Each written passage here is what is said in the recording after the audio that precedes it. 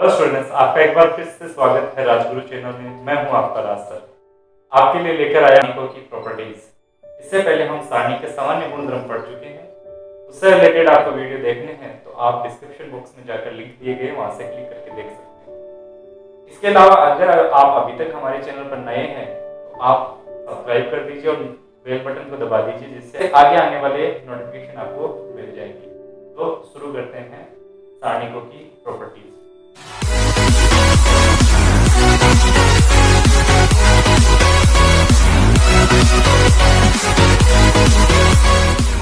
पहली प्रॉपर्टीज ये है, यदि किसी सारणिक के पंक्तियों स्तंभों को आपस में एक्सचेंज कर दिया जाए तो सारणिक के मान में कोई परिवर्तन नहीं होता है।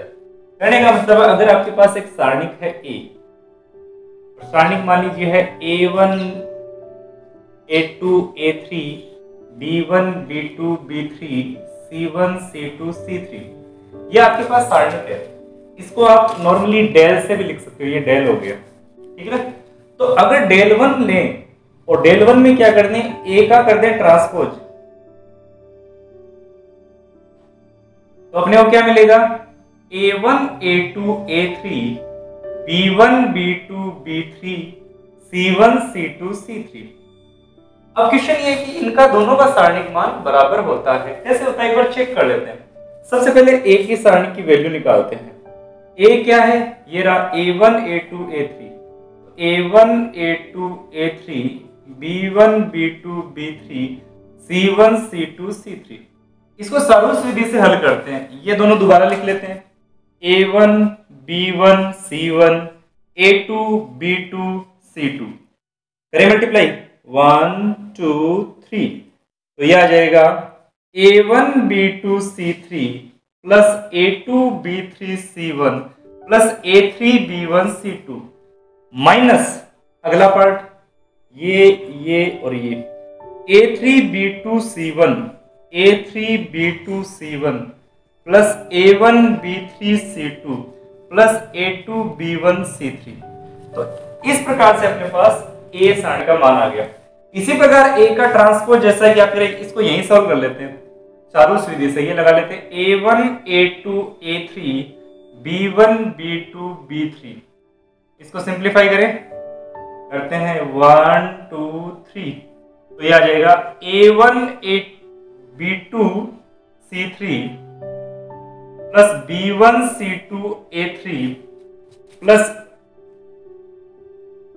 C1 A2 B3 minus 1 2 3 B1 A2 C3 plus A1 C2 B3 plus C1 B2 A3। अब ध्यान से देखिए, A1 B2 C3 A1 B2 C3 B1 C2 A3 B1 C2 A3 C1 A2 B3 C1 A2 B3 minus में A3 B2 C1 A3 B2 C1 A1 B3 C2 A1 B3 C2 और A2 B1 C3 A2 B1 C3, तो दोनों के मान बराबर आ रहे हैं, इसलिए हम कह सकते हैं इसका मान सारणिक A के बराबर है। और ये मान किसका था, ये था A की ट्रांसपोज। तो यानी कहने का मतलब है, कंक्लूजन ये निकला कि A और A का ट्रांसपोज का सारणिक मान हमेशा बराबर होता है। इंपॉर्टेंट थिंग है ये, A का और A के ट्रांसपोज का सारणिक मान हमेशा इक्वल होता है। सेकंड प्रॉपर्टी है, यदि किसी सारणिक के किसी भी दो स्तंभ या पंक्ति का विनिमय कर दें, एक्सचेंज कर दें आपस में, तो उसका सारणिक मान वही रहेगा लेकिन उसका चिन्ह बदल जाएगा। कैसे, मान लीजिए आपके पास A सारणिक है, A1 A2 A3 B1 B2 B3 C1 C2 C3, ठीक है। इसका सारणिक मान पहले चेक कर लेते हैं क्या आता है। इसका सारणिक मान आता है A1 B1 C1 A2 B2 C2 1 2 3, सारणिक मान आया A1 B2 C3 A2 B3 C1 A3 B1 C2 minus ये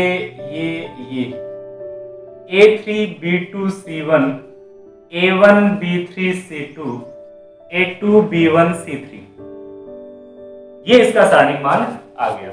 अब करते हैं इसके इसको मान लेते हैं del.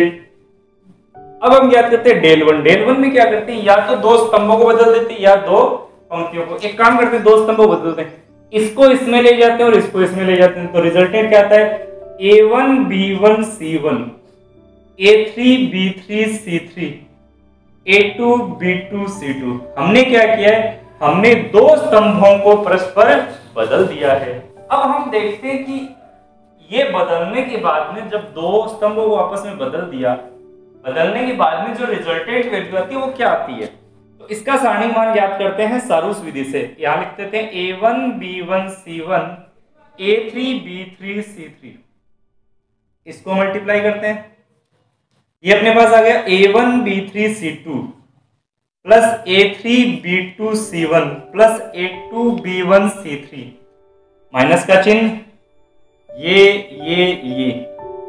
A2B3C1 plus A1B2C3, A1B2C3 plus A3B1C2, A3B1C2। Alright, अब एक काम करते हैं, माइनस को तो ले लेते हैं, जब बाहर लेंगे तो ये माइनस वाला पार्ट पहले आएगा और प्लस वाला बाद में है, तो माइनस वाला पहले ले लेते हैं। इसमें देखो A1 A2 A3, तो इसको पहले ले लेते हैं, तो A1 का पार्ट ये रहा, A1B2C3 plus A2B3C1 plus A3B1C2, plus वाला पार्ट आ जाएगा माइनस में, तो इसको ले लेते हैं माइनस, ये लिख लेते हैं, और ये आ जाएगा A1B3C2 plus A3B2C1 plus A2B1C3। अब देखते हैं क्या ये इसके बराबर है, तो ये minus A1B2C3, A1B2C3, A2B3C1, A2B3C1, A3B1C2, A3B1, ये तो करेक्ट है। अगला पार्ट है A3B2C1, A3 कहां, ये रहा, A3B2C1, A1B3C2, A1B3C2, A2B1C3, A2B1C3, यानी दोनों बराबर है, तो कुल मिलाकर ये डेल के बराबर आ जाएगा जो सारणिक का मान था। तो कहने का मतलब है दो स्तंभों को परस्पर बदल दिया जाए तो सारणिक का संख्यात्मक मान वही रहता है, उसका चिन्ह बदल जाता है। यही पंक्तियों के मामले में भी होता है, अगर पंक्तियों की को भी आपस में एक्सचेंज कर दिया जाए तो भी उसका सारणी का संख्यात्मक मान चेंज नहीं होता है, केवल उसका चिन्ह बदल जाता है। तो ये होगी आपकी second property. Okay, third property है, यदि किसी सारणी की दो पंक्ति या दो स्तंभ सर्वसम हो, सर्वसम का अर्थ होता है समान होना, अगर पूर्णतः समान हो तो उसका सारणिक मान 0 होता है। चेक करते हैं, मान लीजिए आपके पास सारणिक है ये A1 A2 A3 B1 B2 B3 B1 B2 B3, यानी आपके पास दो जो पंक्तियां हैं वो समान है, सर्वसम है, ये दोनों पंक्तियां सर्वसम है, तो इसका अपने नियमानुसार इसका मान क्या होना चाहिए, 0। करें तो सारूस विधि लगाते थे, A1 B1 B1 A2 B2 B2 1 2 3, तो यह आएगा A1 B2 B3 A2 B3 B1 A3 B1 B2 minus ये A3 B2 B1 A1 B3 B2 A2 B1 B3। ध्यान से देखिए, A1 B2 B3 A1 B2 B3 A2 B3 B1 A2 B3 B1 A3 B1 B2 A3 B1 B2 बराबर है, तो इसका मान क्या आ जाएगा, 0 आ जाएगा। इसी प्रकार दो स्तंभों को बदलकर देखते हैं, मान लीजिए डेल्टा है ABC XYZ ABC, आपके पास ये दो स्तंभ इक्वल है, सर्वसम है। चेक करें सारणिक विधि से, ABC सारूस विधि लगा देते हैं, XYZ ये तो क्या आएगा, AYC XBC ABZ माइनस ये AYC ABZ XBC। तो देखिए AYC से AYC cancel out, X B C से एक्स बी कैंसिल आउट और ए बी जेड से A B Z cancel out, कुल मिला के क्या मान बचा 0। तो कहने का मतलब यदि किसी सारणी में दो पंक्ति सर्वसम हो या दो स्तंभ सर्वसम हो तो सारणी का मान 0 होता है। राइट। चौथी प्रॉपर्टी है, यदि किसी सारणी के किसी पंक्ति या स्तंभ के प्रत्येक अवयव को किसी अशून्य राशि से गुणा कर दिया जाए तो पूरे सारणी का संख्यात्मक मान उस अशून्य राशि से गुणा हो जाएगा। जैसे करके देखते हैं। मान लीजिए आपके पास सारणी है A1 B1 C1 A2 B2 C2 A3 B3 C3। आप लिख लीजिए इसको A B C B C A C A B 1 2 3 1 2 3 1 2 3 minus A B C B C A C A B 3 2 1 3 2 1 3 2 1। तो ये आपका सारणिक मान है इसका। अब इसको k से गुणा करते हैं, ये डेल्टा 1 ले लेते हैं। ये मान लीजिए है KA1 KA2 KA3 B1 B2 B3 C1 C2 C3 करते हैं इसको। तो इसको हम सारूश विधि से हल करते हैं। KA1 KA2 KA3 B1 B2 B3 करें मल्टीप्लाई 1 2 3। तो यह आ जाएगा K A1 B2 C3 plus K B1 C2 A3 plus K C1 A2 B3 minus यहां देखिए 1 2 3। तो आ जाएगा K और यह आ जाएगा C1 B2 A3 C1 B2 A3 plus K A1 C2 B3 plus K B1 A2 C3। कुल मिलाकर आप देख रहे हो इसमें K कॉमन आ रहा है, K को कॉमन ले लेते हैं।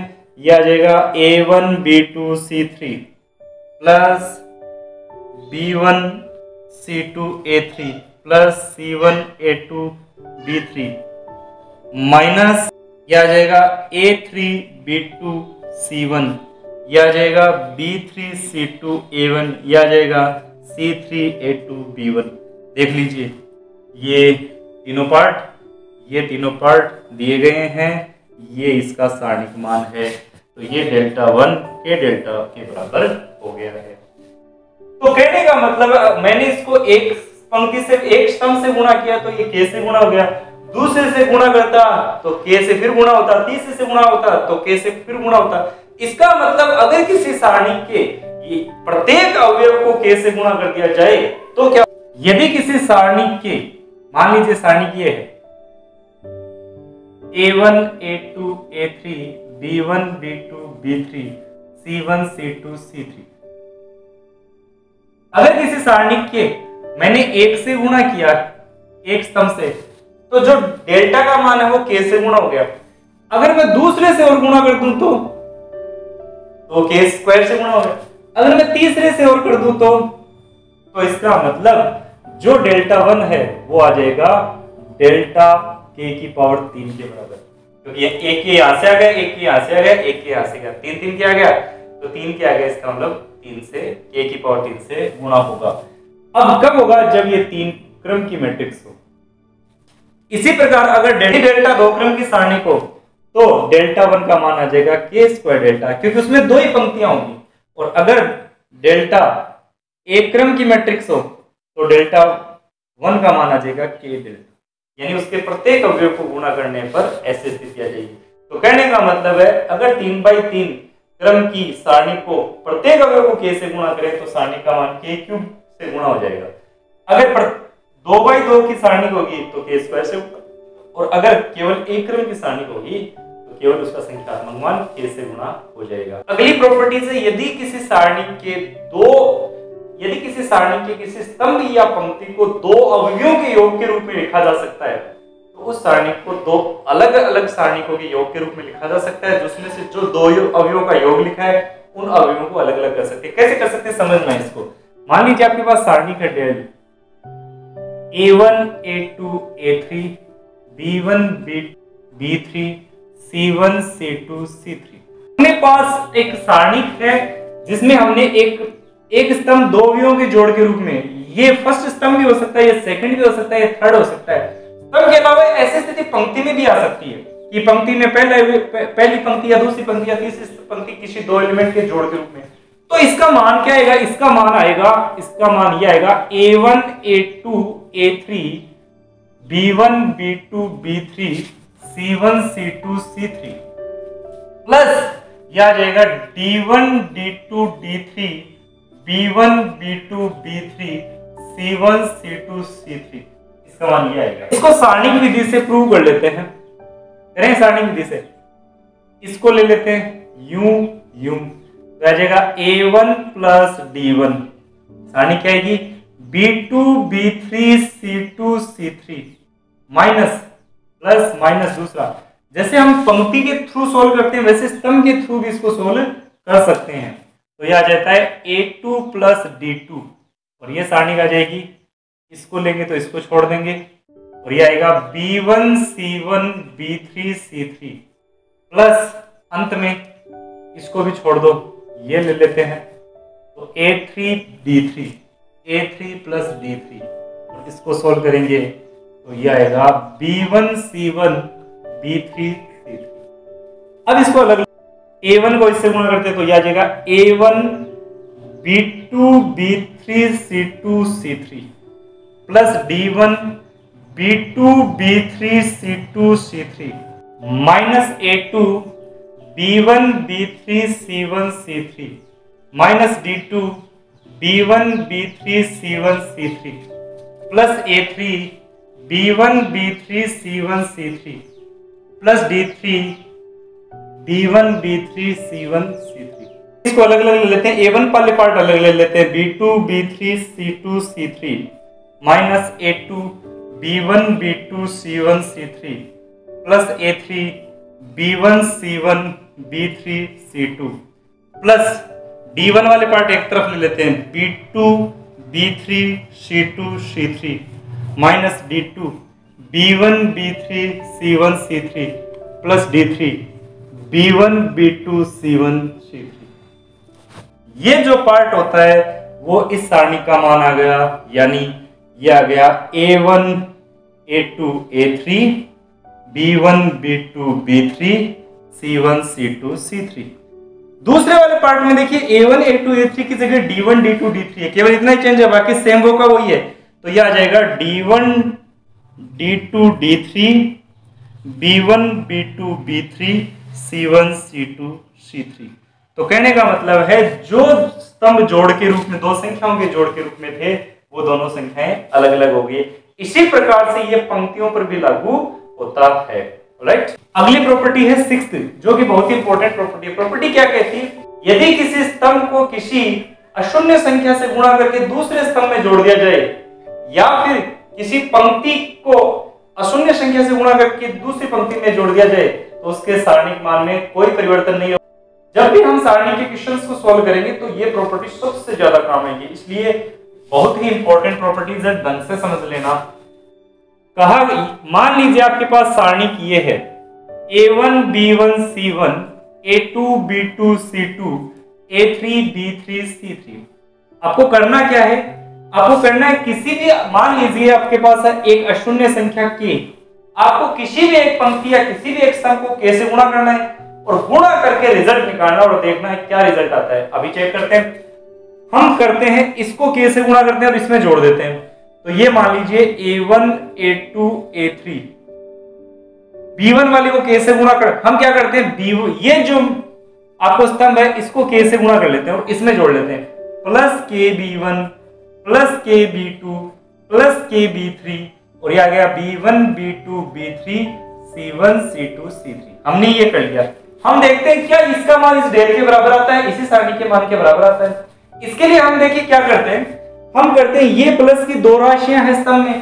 पिछले प्रॉपर्टी में हम पढ़ चुके हैं अगर कोई भी स्तंभ दो राशियों के योग के बराबर हो तो उस स्तंभ को अलग अलग किया जा सकता है। कैसे कर सकते हैं? हम करेंगे a1 a2 a3 b1 b2 b3 c1 c2 c3 plus इसको लिख लो k b1 k b2 k b3 b1 b2 b3 c1 c2 c3। पिछली प्रॉपर्टी हमने काम में ली है, हमने क्या किया, इसको अलग अलग कर दिया, A1 A2 A3 और ये B1 B2 B3, ये दोनों सेम रहेंगे।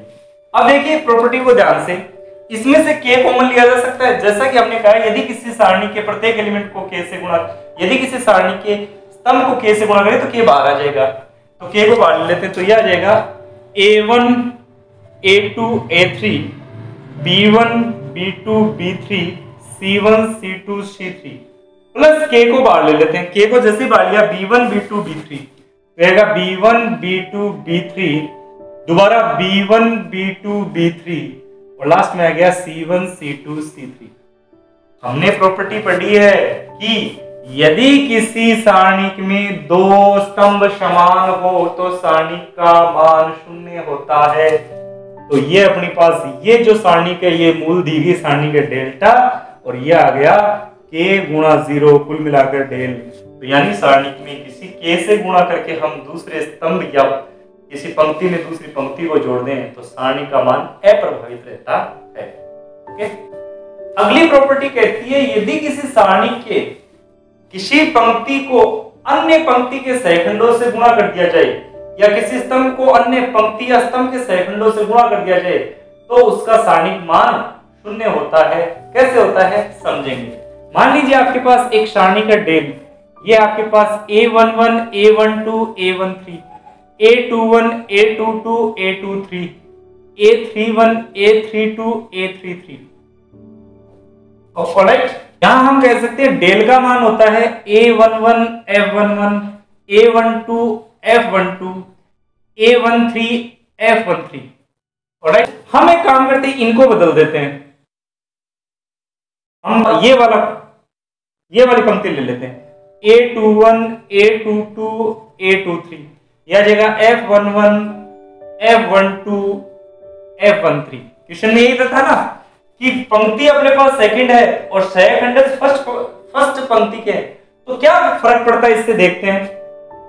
इससे फर्क ये पड़ता है, देखो हमने चेंज क्या किया, A11 A12 A13 ये पंक्ति है तो इसकी जगह हम ये लिख रहे हैं, तो ये लिख दो A21 A22 A23। F11 की प्रॉपर्टी यही काम करती है, तो A21 A31 A22 A32 A23 A33। अब ध्यान से देखिए, दो पंक्तियां समान हो गई, सारणिक मान 0 होगा। तो कहने का मतलब है कि किसी पंक्ति या स्तंभ के अवयवों को अन्य पंक्ति या स्तंभ के सहखंडों से गुणा करने पर, अन्य के सहखंडों से गुणा करने पर प्राप्त मान 0 होता है। तो इसका मतलब इसका मान 0 होता है। इसी प्रकार मान लीजिए A11 F12 A11 F21 हो, F22 हो, A13 F23 हो, इसका मान भी 0 होगा। राइट। आठवीं प्रॉपर्टी, यदि किसी सारणी का कोई भी एक स्तंभ और कोई भी एक पंक्ति पूर्णतः शून्य हो, यानी उसके सभी एलिमेंट शून्य हो, तो सारणी का मान शून्य होता है। कैसे? मान लीजिए ये सारणी का अपने पास A1 A2 A3 0 0 0 B1 B2 B3। हम जानते हैं किसी भी सारणी को किसी भी पंक्ति या किसी भी स्तंभ के अनुरूप सरल कर सकते हैं। ऑलराइट, या फिर आप एक काम कर लीजिए, इसको सारूस विधि से हल कर लेते हैं। सारूस विधि क्या कहती है? A1 0 B1 A2 0 B2 1 2 3। देखिए इसमें आ रहा है 0 0, इसमें भी 0 आ रहा है 0, इसमें भी 0 आ रहा है 0, माइनस यूं यूं यूं, इसमें 0 आ रहा है 0, इसमें 0 आ रहा है 0, इसमें 0 आ रहा है 0। तो किसी भी सारणी में अगर कोई भी पंक्ति या कोई भी स्तंभ के प्रत्येक एलिमेंट 0 है तो उसका सारणिक मान 0 होगा। यदि एक त्रिभुजाकार मैट्रिक्स हो तो उसका सारणिक मान उसके विकर्ण के गुणनफल के बराबर होता है। कैसे? मान लीजिए आपके पास ए मैट्रिक्स है त्रिभुजाकार A D C 0 0 D 0 E F, ये आपके पास मैट्रिक्स है। आपको इसका सारणिक मान ज्ञात करना है। हम पहले भी पढ़ चुके, ये त्रिभुजाकार है, देखिए ये त्रिभुज बन रहा है, पहले पढ़ चुके हैं हम त्रिभुजाकार। तो हमें इसका सारणिक मान ज्ञात करना है। हम पढ़ चुके हैं सारणिक मान किसी भी पंक्ति या किसी भी स्तंभ से ज्ञात कर सकते हैं। हम इस स्तंभ से ज्ञात करते हैं। ये स्तंभ क्या कहता है? ए को छुपा लो और इसको छुपा लो, क्या आएगा? DE0F प्लस 0, इसमें जो भी सारणी का एक 0 सॉरी माइनस प्लस 0, इसमें जो भी सारणी मान है तो ये दोनों पार्ट तो 0 जाएंगे, बचेगा ये भी, तो ये आएगा ए, इसको इससे मल्टीप्लाई, इसको इससे डी है, तो ए डी है। तो किसी भी मैट्रिक्स को जो कि त्रिभुजाकार है उसका सारणिक मान उसके विकर्ण के गुणनफल के बराबर होता है। इसी के आधार पर हम कह सकते हैं, मान लीजिए आई मैट्रिक्स है 1 0 0 0 1 0 0 0 1, तो आई का सारणिक मान क्या आएगा? आई का सारणिक मान 1 आएगा। अगर आपको हमारा ये वीडियो पसंद आया है तो इसे लाइक करें, सब्सक्राइब करें और अपने दोस्तों के साथ शेयर करें। साथ में घंटी बटन भी दबा दें जिससे आने वाली वीडियो के नोटिफिकेशन आपको